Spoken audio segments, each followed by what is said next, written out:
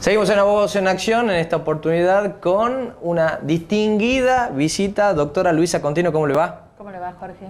El placer de tenerla acá en el programa y de compartir ya alguna entrevista en algún momento. Recién recordaba con usted que hemos hecho en este espacio en Abogados en Acción. La invitación en particular, usted como una abogada de muchos años ya en el ejercicio de la profesión, dedicada en las cuestiones laborales, una persona que sabe mucho en nuestra provincia sobre esta temática.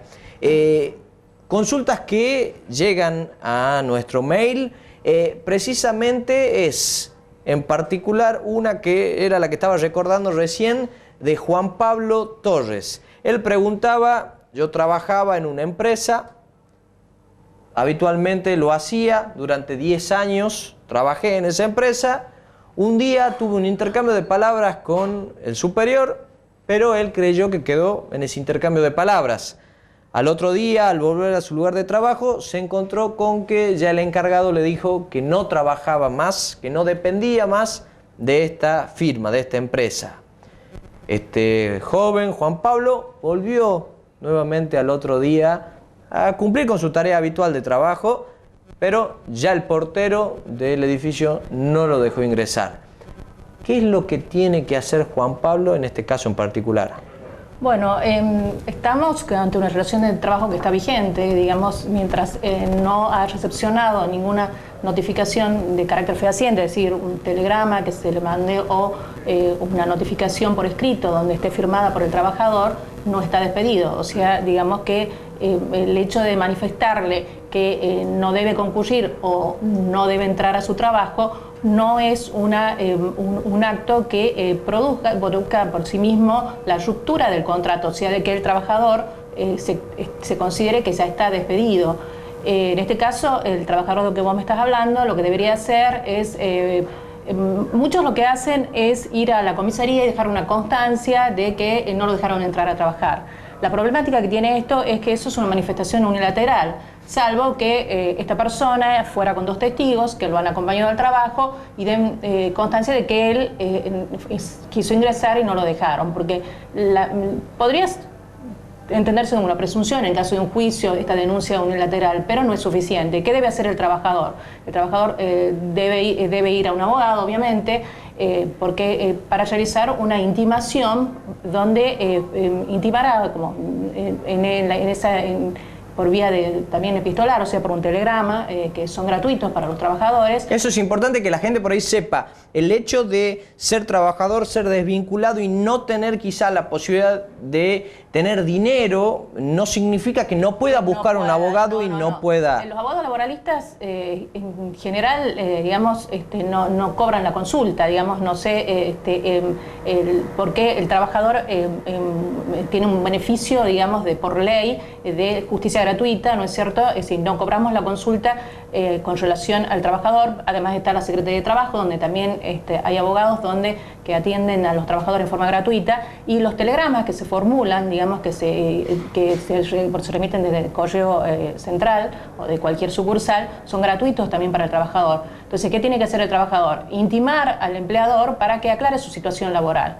Eso es indispensable y allí se formulará una respuesta que será confirmación de ese despido que se hizo verbalmente, o bien, si no contesta, ahí por el silencio se entiende que ha quedado desvinculado, pero lo mismo el trabajador debe mandar un telegrama con posterioridad dándose por despedido. O sea que la sola negativa a dejarlo entrar a trabajar no produce la ruptura del contrato y tampoco genera a favor del trabajador un crédito, para que si el crédito que es derivado de su indemnización por antigüedad, ¿no es cierto? O sea, solo podrá cobrarla si tiene un despido configurado, que lo llamamos así técnicamente, ¿no es cierto? O sea, la ruptura del contrato se produce con la recepción de la notificación, ya sea en forma directa o indirecta, donde si estás despedido o me doy por despedido. Y ahora en el caso, teniendo el mismo ejemplo, pero... este trabajador, Juan Pablo, supongamos, vamos a utilizar el ejemplo de Juan Pablo Torres que nos inscribió. Juan Pablo está trabajando, se va a su casa y en su casa recibe una carta documento que directamente lo desvincula de su trabajo y le indica que puede pasar a percibir las diferencias salariales que correspondieran. ¿Cuál es la conducta que puede tener este Juan Pablo que trabajó durante 10 años en esa empresa, dando su vida y todo su conocimiento quizás en la tarea que realizaba? Cuando es un despido sin causa, el trabajador, además de lo que llamamos liquidación final, que es los días trabajados, las vacaciones y el aguinaldo proporcional, además, bueno, hay otros rubros que podrían corresponder que son integración del medio de despido o preaviso en el caso de que no se lo otorgan. O sea, si yo digo a partir de mañana quedas despedido, no le he otorgado ese preaviso, que es el tiempo que tiene el trabajador para buscar otro trabajo, porque hay una posibilidad de que el empleador le dé un crédito de horas para que busque otro trabajo durante ese periodo que varía según la antigüedad. Y también es la integración del mes de despido si omito ese preaviso, que es el completar el mes. O sea, si yo despido un día 15, le debo pagar los 15 días restantes, en ese caso de que no lo haya preavisado. Y además tiene derecho a su indemnización por antigüedad, que es un mes de sueldo por año trabajado, una remuneración por año trabajado. Es un crédito, es decir, nosotros sabemos que en toda la ruptura de cualquier contrato produce para aquel que lo perjudica, ¿no es cierto?, una indemnización por daño, ¿no? Un crédito por una indemnización por daño. En el caso del trabajador, la ley de contrato de trabajo prevé lo que se llama una tarifa, una indemnización tarifada. O sea, yo tengo una pauta fijada por la propia ley donde me dice qué y cómo voy a cobrar. Esto que es evita que el trabajador tenga que en algún momento hacer, cuando tenga que hacer un juicio, en el caso de que no se lo pague, pagar el daño efectivamente causado con el despido. La tarifa sustituye a esta indemnización por daños y perjuicio, que sería, por ejemplo, en el caso de un accidente de tránsito, la persona lesionada deberá probar el daño emergente, el lucro cesante, etcétera, ¿no es cierto? El trabajador no debe probar todo el daño que se le ha causado, sino que esa tarifa que en principio, bueno, la doctrina y jurisprudencia entiende que repararía el daño, que en realidad no lo repara totalmente porque no es lo mismo el despido de una persona enferma que una persona sana o de una persona... O en cierta edad. En cierta edad, eso justamente me refería. No es lo mismo despedir a una persona que tiene 25 años que una que tiene 55. O sea, el daño que se ocasiona no es el mismo.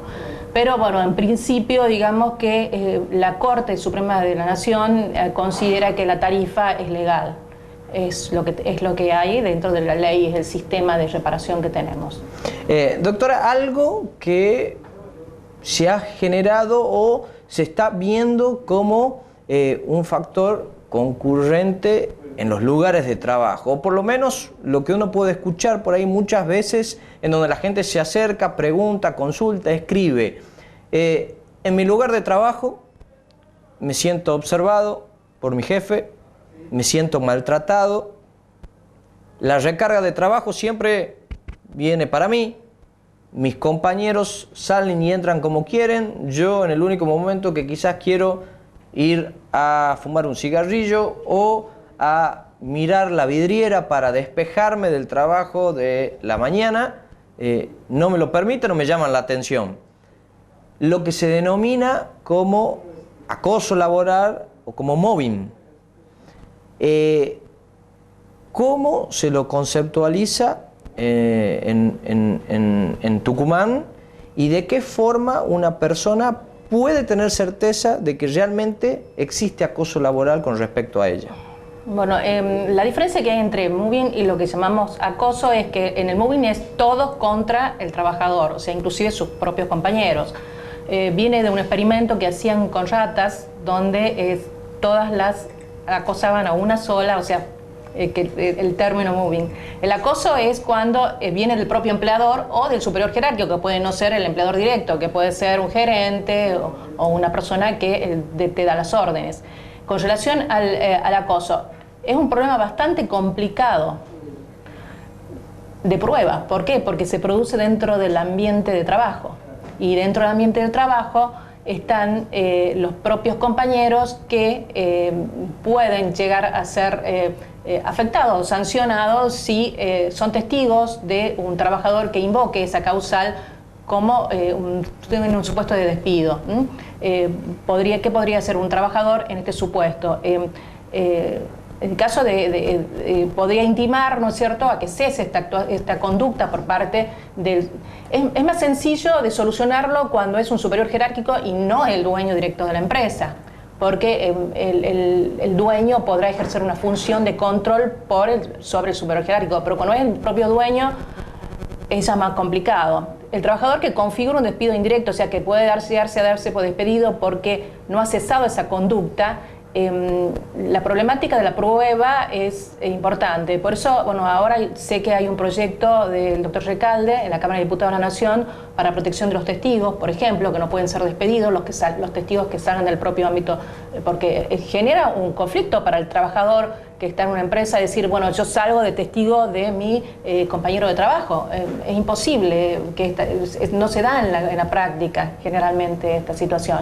O sea que por eso, bueno, lo que yo aconsejo en estos casos es que hay que ir dejando huellas o señales mientras las cosas van ocurriendo, porque de pronto, si tengo un caso en el estudio en este momento de una persona como vos me planteaba, una situación de esta naturaleza, y bueno, se empezó desde el primer momento a mandar telegrama y señalando la conducta, señalando la conducta, señalando la conducta, porque si vos de pronto, si te quedás callado durante todo el tiempo y decís me siento perseguido o soy perseguido, es como que bueno, uno explota en algún momento, ¿no? Pero hay que ir dejando señales para que no sea una conducta, digamos, como que aparezca así en forma no improvisada, pero sí de pronto, que espontánea, que no ha habido como antecedentes. Así que bueno, no es un caso sencillo,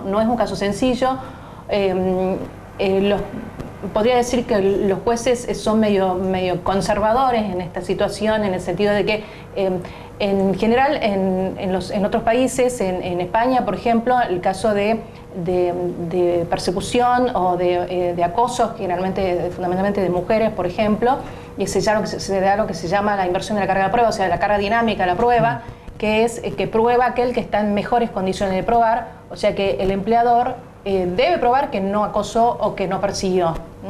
Yo creo que es un criterio que debemos receptarlo, porque la persona realmente que se siente perseguida en su trabajo, bueno, es terrible la situación psicológica que se plantea, ¿no? Acá lo importante también, como para cerrar la nota, es que la gente, ante la menor duda que tenga, llamar a un abogado, y en este tipo de cuestiones el abogado laboralista conoce mucho sobre eso, el penalista conoce mucho sobre eso, el médico puede ser clínico, conocer de todo un poco, pero siempre hay ciertas cuestiones como el derecho laboral, el derecho penal, que hay que ir al abogado que realmente se dedica a eso. Sí, yo creo que muchos a veces por situaciones, no sé, coyunturales, lo primero que hace es laboral, porque le consulta al vecino, el primo, el amigo que ha tenido un problema. Pero laboral realmente requiere un estudio profundizado de las situaciones, el conflicto que se puede plantear. Doctora, un placer de tenerla acá en el programa, y por supuesto la felicito y le destaco la tarea profesional que desarrolla cada día, ¿no? Gracias.